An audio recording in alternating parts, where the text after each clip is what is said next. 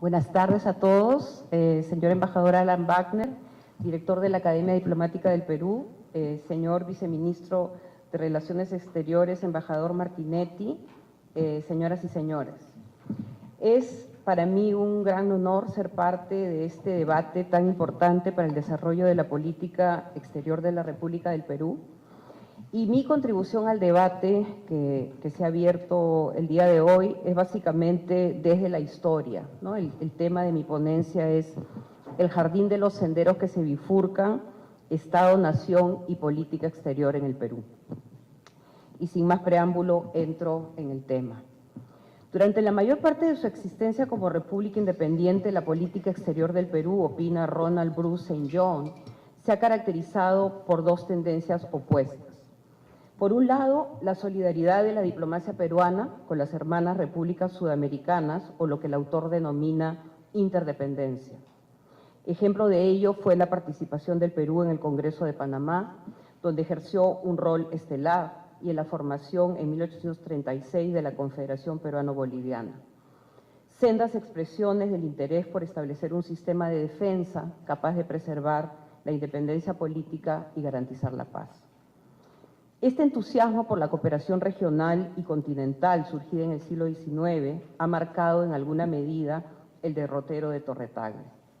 No hay más que recordar durante el siglo XX la participación del Perú en la Organización de Estados Americanos, el Pacto Andino e incluso esa defensa de la soberanía de Cuba en San José de Costa Rica por parte del canciller peruano Raúl Porras Barrenechea.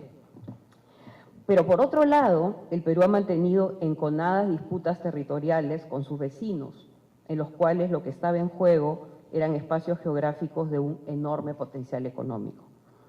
Ejemplo de ello son las disputas fronterizas, que se remontan las más de las veces a un legado que la España imperial no fue capaz de resolver. Muy cargadas, incluso a nivel emocional, algunas de estas viejas disputas, como es el caso de la delimitación de la frontera con Chile, por ejemplo, han sido finalmente resueltas en el siglo XXI. En esta ponencia esbozaría algunas ideas que permitan evaluar de cara al siglo XXI esa ambivalencia que, de acuerdo a Bruce St. John, caracteriza a nuestra política exterior, la cual, siguiendo su argumento central, fue definida por una violencia integral al sistema político peruano, lo cual complicó, como bien lo sabemos, la política exterior de la República.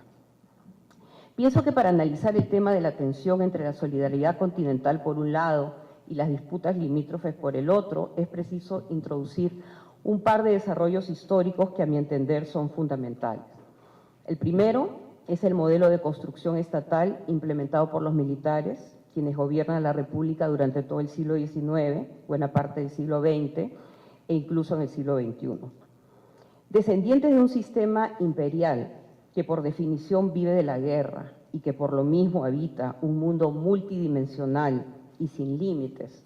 los caudillos nacionalizan la política e incluso territorializan al país, pagando el alto costo de perpetuar un desequilibrio que no solo arriesga la integridad y unidad, sino la posición del Perú y su capacidad de maniobra en el denominado concierto de naciones. Entonces, el gran desafío de las frágiles burocracias civiles, sean estas ilustradas, liberales, conservadoras o más recientemente de izquierda o de derecha, será intentar controlar una violencia y un faccionalismo al interior de un sistema que, primero, impide la despersonalización del poder, segundo, impide la autonomía de sus partes constitutivas y la creación de una maquinaria burocrática que apoye a sus instituciones tutelares, entre ellas el Ejército y, por supuesto, la Cancillería. Dentro de este contexto, el mayor desafío de los servidores civiles, y aquí pienso en Unanue, en Mora o en Pasoldán durante el siglo XIX, será defender a la República, con las armas a su alcance, en algunos casos proyectando hacia afuera unas energías incapaces de canalizarse al interior de un país carenciado y en permanente estado de guerra. Cabe recordar que esta apuesta está asociada, esta apuesta, digamos, transnacional, está asociada a los resabios de un pasado imperial que tanto civiles y militares comparten y en cierta medida se resisten o no pueden abandonar. Pienso, por ejemplo, en el Congreso de Panamá o en los congresos americanos, cuya intención fue alcanzar un proyecto confederacionista, más en el caso de 1838, en el mismo momento en que el modelo emergente en el siglo XIX es el Estado-Nación, por el cual Chile, por ejemplo, apuesta sin ninguna duda. En ese sentido, las cartas de Antonio Varas durante el Congreso Americano en Lima de la década de 1860 dan cuenta de las dudas que tiene la diplomacia chilena sobre el bloque americanista, perfilando más bien un proyecto nacional en manos de su diplomacia y de su ejército. La falta de autonomía de la diplomacia peruana durante el siglo XIX está íntimamente asociada a un modelo de Estado que no solamente vive en guerra permanente, sino que es personalista y por lo mismo impide la autonomía de las partes que lo conforman. Por otro lado, la pugna por recursos lleva a una hiperpolitización de las partes, lo cual la distrae de tareas de mayor envergadura como lo es la forja, por ejemplo, de una política exterior institucional. Esta situación no es novedosa, ya que ocurre con el Ejército, con la Secretaría de Hacienda, con la Secretaría de Educación. O sea, todas las partes constitutivas del Estado peruano están en permanente pugna entre ellas mismas. Es por ello que el mayor desafío de los burócratas conscientes de esta falla estructural del sistema decimonónico, pienso por ejemplo en Pedro Gálvez, intentando modernizar la Secretaría de Hacienda en 1862, una iniciativa que fracasa, será colaborar en la forja de un Estado nacional. Acá me refiero a un aparato burocrático dotado de recursos con los cuales sea posible transitar por los caminos inciertos de la diplomacia internacional. En breve, la gran ausencia del siglo XIX y de parte del XX es de una plataforma interna que posibilite una eficiente política externa. Un temprano ejemplo de una diplomacia debilitada debido a un Estado débil y carenciado es la iniciativa de Hipólito Unanue, que con la venia de Simón Bolívar envía una misión diplomática a Gran Bretaña. La finalidad era buscar el reconocimiento del Perú a nivel internacional. Como muchos de ustedes probablemente recuerdan, la misión abortó, por falta de fondos para subvencionarla y por los conflictos internos que culminaron con la salida de Bolívar del Perú. A pesar de este temprano fracaso, que no es diferente de los fracasos de otras repúblicas vecinas, me gustaría analizar un documento en el que se evidencia la naturaleza de la tarea de acuerdo a Unanue, que de acuerdo a Unanue debían cumplir los representantes del Perú ante las potencias europeas. Unanue, que de nacer más tarde pudo ser nuestro Andrés Bello, envió un oficio a José Gregorio Paredes, su discípulo, explicándole la naturaleza de la tarea de la misión diplomática peruana, la primera misión diplomática peruana, digamos, organizada. El ministro de Bolívar señalaba que la relativa paz que reinaba en el antiguo virreinato permitía que Simón Bolívar dictara medidas acertadas, cuya finalidad era establecer el régimen constitucional, cicatrizar las llagas de la guerra y dar impulso a la prosperidad del Perú. Unanue creía que la estabilidad del sistema político peruano convencería a la ilustrada Europa de que no debía retardar el restablecimiento de relaciones sobre bases sólidas y recíprocamente beneficiosas con la joven república. Los americanos, pensaba Unanue, estaban fatigados del ardor demagógico que tanto preocupaba a los gabinetes europeos, y lo único que deseaban era reabrir los manantiales de riquezas obstruidas por las aberraciones políticas, producto de la inexperiencia de sus habitantes. El deseo del Perú, pensaba Unanue en 1825, era vivir en armonía y en la ventajosa reciprocidad de un comercio franco y abierto. Luego de aconsejar a Paredes sobre la manera de actuar en las Cortes Europeas, Unanue lo advirtió sobre la necesidad que lo mantuviera informado de su labor diplomática y del estado de los negocios en el Viejo Mundo, sugiriéndole incluso enviar periódicos franceses e ingleses a Lima. Unanue fallece en 1833, sin ver reabrir los soñados manantiales de riqueza, exhibidos en el escudo diseñado por su discípulo Paredes, quien falleció al año de la Guerra Civil, que se desata en 1834 y dura 10 años. El archivo de Nieto, que aún se encuentra en Chile, da cuenta del proceso de construcción estatal liderada por los caudillos, que toman la rienda de la República. Estos territorializaron al Perú, sentaron las bases para una política de corte nacional, pero lo que no debe olvidarse es que en el proceso depredaron poblaciones y amenazaron un precario equilibrio interno. Dentro de ese contexto se entiende la guerra de la Confederación, donde con la finalidad de suprimirse mutuamente, los bandos en conflicto solicitaron la ayuda de ejércitos extranjeros. Mientras ello ocurría, Andrés Bello, rescatado del anonimato por Diego Portales, organizó en Chile la primera universidad republicana, redactó el primer Código Civil de la ex capitanía y sentó las bases teóricas y prácticas de un servicio diplomático que cumplió una gran labor. Pienso, por ejemplo, en el desempeño de Alberto Vélez Gana durante la Guerra del Pacífico. El libro de Rosa Garibaldi sobre Ramón Castilla nos ha devuelto la imagen de un militar que no solo triunfó en el torneo de maquinarias de guerra que sucedió a la independencia, sino que estableció una política exterior consistente, dentro del marco de un proyecto que con sus luces y sus sombras apuntó a la centralización del poder mediante la construcción de un Estado post-conflicto armado. El Estado castillista es una propuesta de corte militar, que aunque con apoyo civil estuvo sustentado en tres, bases: la riqueza guanera, las redes políticas que Castilla y sus aliados tejieron durante la aciaga década 1834-1844, y el apoyo de los hombres de traje negro, como los llama Gamarra, y como es el caso de José Gregorio Pasoldán, ministro de Relaciones Exteriores de Castilla, quienes dotan del marco legal para que la facción militar ganadora, en este caso la de Castilla, gozara de una legitimidad institucional que le permitiera su inserción en las redes de comercio internacional. El objetivo era en buena medida comercializar el guano, el cual dotó al fisco peruano de 500 millones de dólares. Con ese dinero se creó la infraestructura del siglo XIX, en especial los ferrocarriles, y se llevaron a cabo las reformas institucionales que, de acuerdo a la embajadora Garibaldi, posibilitaron un proyecto de defensa hemisférica muy respetado en la región. Su tesis es que entre 1845 y 1862, Castilla se erigió en el líder de la defensa hispanoamericana contra todas las formas de agresión provenientes del exterior, y el poder que movilizó a las otras repúblicas hacia la confederación y cooperación. Todo lo anterior se debió en gran parte a la política y a la dirección de Ramón Castilla. Opino que en el proyecto de defensa hemisférica, que se desenvuelve en el contexto de dos guerras civiles, eso no hay que olvidarlo, la de 1854 y la de 1858, solventadas a su vez por la riqueza guanera, aflora un sobredimensionamiento de la política exterior peruana, un resabio de aquella visión imperial, desterritorializada de los militares, que, como es el caso de Castilla, sirvieron en los ejércitos del rey.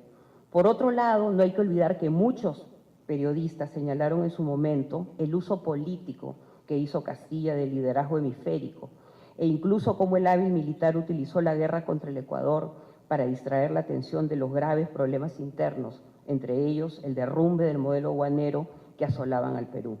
La crisis terminal del Estado guanero se verifica en 1872, 5 años después del fallecimiento de Castilla, con el asesinato de Balta por los golpistas hermanos Gutiérrez, protegidos de Castilla, y el ajusticiamiento de los mismos y quema de sus cadáveres en la Plaza de Armas de Lima.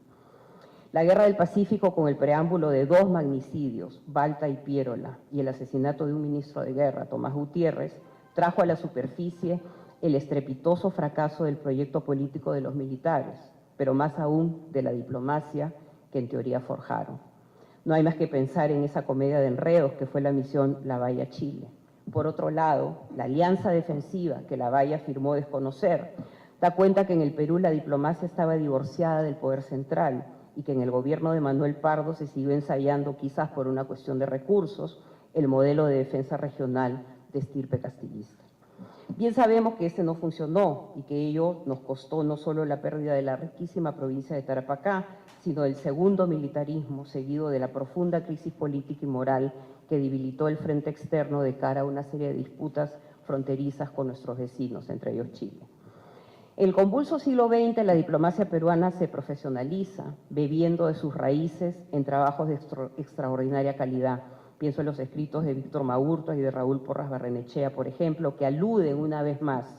a esta inmensa frontera preindependencia que nos permitió soñar en grande, pero también nos expuso por la fragilidad de un Estado inacabado a permanentes amenazas externas. En Imaginando el Desarrollo, un libro que recomiendo, Paul Gutenberg analiza el gran desafío que le significó a la intelectualidad peruana el lidiar con el colapso de la economía aduanera. Producto de esta tensión entre herencia histórica y agencia fue la concepción de un desarrollismo temprano que antecedió a los esfuerzos latinoamericanos del siglo XX. De igual manera, podría argumentarse que los enormes desafíos de la diplomacia peruana durante el siglo XIX y XX ayudan a contextualizar la propuesta de uno de los grandes arquitectos de nuestra política exterior. Aquí me refiero a Carlos García Bedoya.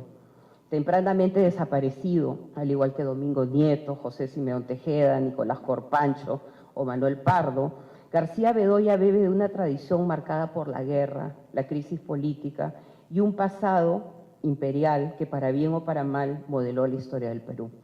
De esa realidad compleja y por qué no decirlo caótica por irresuelta, nace una mirada multidimensional y extremadamente creativa. Esta, como veré más adelante, nos pone en ventaja en este siglo XXI, al que aludió el embajador Wagner, que no es ya de la construcción Estado-Nación, que tanto nos agobió en el siglo XIX y XX, sino de los bloques de integración regional y revolución tecnológica que solo un país multicultural como el nuestro puede entender en toda su profundidad. Lo que me remite a esa cita de Robert Musil, que sirve de epígrafe a Política Exterior Peruana, Teoría y Práctica, obra fundamental de García Bedoya, y que muy bien podría aplicarse al Perú. Después de todo, la tierra es tan vieja y al parecer nunca estuvo tan interesante como ahora. Cuando leí esta frase me acordé de otra del mismo autor que tal vez ustedes también conocen. We do not have too much intellect and too little soul, but too little precision in matters of the soul. No tenemos mucho intelecto y poca alma, pero poca precisión en las materias del alma. García Bedoya muestra en su obra esa combinación rara de precisión y alma, y ahí reside su legado, que es el de sus predecesores. Pienso, por ejemplo, en Gregorio Paredes, miembro de nuestra primera misión diplomática en Londres, que además de matemático, era astrónomo, dibujante, ensayista y experto en los clásicos cuya lengua dominaba a la perfección. En el caso de García Bedoya, y ya termino, su propuesta totalizadora proveniente de su estadía en Francia incorpora no solo la defensa de nuestros derechos territoriales, sino la búsqueda de un lugar para el Perú al pie del orbe, como diría Vallejo. Lo anterior demandaba, de acuerdo a García Bedoya, no solo de aquel rigor que nuestra representación exhibió en La Haya, un rigor que ayudó a empoderar y dignificar a una república quebrada por la derrota y la amputación territorial, sino que García Bedoya renovó la vieja apuesta por la creatividad, ese pensar en grande que proviene de una mirada multidimensional resumida en la frase: la posibilidad de actuar es siempre la de crear algo nuevo. No es posible detenerme por cuestiones de tiempo en el análisis de la obra de García Bedoya, sino solo mencionar a manera de colofón un punto que me parece clave en el pensamiento de este gran pensador de la política exterior peruana. García Bedoya entiende que una historia y una geografía tan difícil como la nuestra desafían, pero al mismo tiempo colocan al Perú en un lugar privilegiado para un futuro que él logra atisbar. Al lado de las etapas históricas que van perfilando la política exterior, García Bedoya rescata algo que los caudillos decimonónicos dominaban a la perfección: la riqueza de una geografía capaz de abarcarlo todo. Siguiendo con un esquema de múltiples fronteras, García Bedoya sugiere que el mar y el derecho que se forja alrededor de él, el Ande y el tema de la integración de países que comparten un origen milenario, y la selva, con toda la discusión de la cooperación amazónica, modelan el destino histórico, internacional, universal, diría Hipólito Unanue, de la República del Perú. Me gustaría terminar esta ponencia subrayando lo que creo es obvio. El triunfo del Perú en La Haya fue el resultado de una diplomacia profesional dotada de precisión y alma, como lo demandaba Musil, pero también de una representación con un alto sentido de la historia y la geografía, legataria de los viejos maestros como Bácula, Pérez de Cuéllar, Ulloa, entre otros,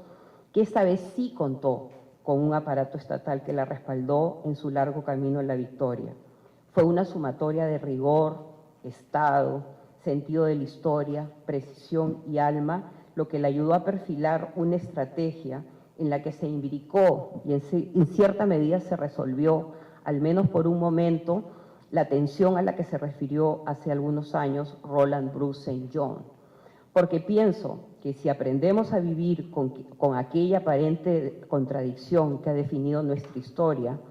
seremos capaces de transitar, dotados de un instrumental teórico y práctico, el mundo incierto, pero lleno de posibilidades del siglo XXI. Muchas gracias.